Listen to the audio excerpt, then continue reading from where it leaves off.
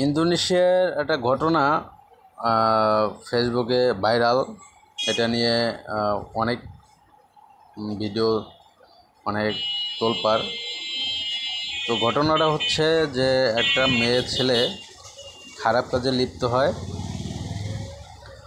তো পরকীয়া আর কি, খারাপ কাজে যখন লিপ্ত হয় তখন কাজ শেষ করার পরে যখন তারা আলাদা হবে, আলাদা হয় না।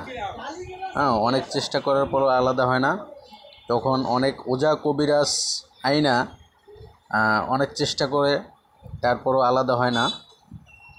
তখন কি করলো, তারা ডাক্তারের কাছে নিয়ে যায়। ডাক্তারের কাছে নিয়ে যাওয়ার পরে ডাক্তার তাদেরকে মৃত ঘোষণা করে। এই ভিডিওটা আসলে অনেকেই ভাইরাল আর কি, সবাই দেখছে ভিডিওটা, যে তারা একটা মেয়ে, তো ডাক্তার তাদেরকে মৃত ঘোষণা করে। তো এই ভিডিওটা আমিও দেখলাম, আমার চোখে পড়ল। পরে সত্য ঘটনাটা জানলাম যে আসলে সত্য ঘটনা হচ্ছে এটা নিয়ে তারা একটা নাটক করছে। যে আমরা যেরকম টিভিতে নাটক দেখি ওরকম নাটক করছে কিছু লোকজন, ইন্দোনেশিয়ার কিছু লোকজন মিলে এটা নাটক করছে সবাইকে বোঝানোর জন্য যে আল্লাহ তাআলা চাইলে সবই পারে।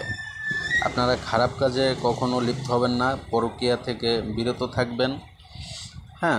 এইগুলা বোঝানোর জন্যই তারা এই নাটকটা করছে। তো আসল সত্য ঘটনা হলো এটা। আর ভিডিওটা আমি প্রথম দেখার পরে আমিও বিশ্বাস করছিলাম আসলে হয়তো সত্য ঘটনা।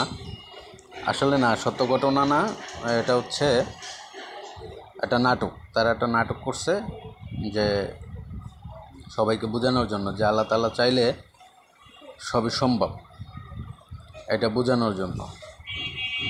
আসলেই আল্লাহ তাআলা চাইলে সবই সম্ভব।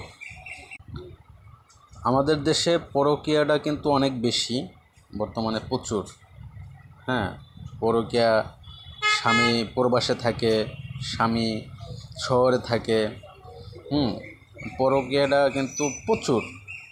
সো সবাই সতর্ক থাকবেন, পরকীয়া থেকে বিরত থাকবেন, খারাপ কাজ থেকে বিরত থাকবেন। আল্লাহ তাআলা চাইলে সবই পারে।